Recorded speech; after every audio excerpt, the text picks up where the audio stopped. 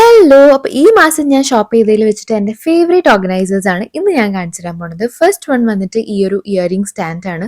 നമുക്ക് ഇയറിംഗ്സ് എല്ലാം കാണുന്ന രീതിയിൽ അറേഞ്ച് ചെയ്യാൻ പറ്റുന്ന ഒരു ഓർഗനൈസർ ആണ് കേട്ടോ. അടിപൊളിയാണ്. പെട്ടെന്ന് നമുക്ക് ചൂസ് ചെയ്യാൻ പറ്റും.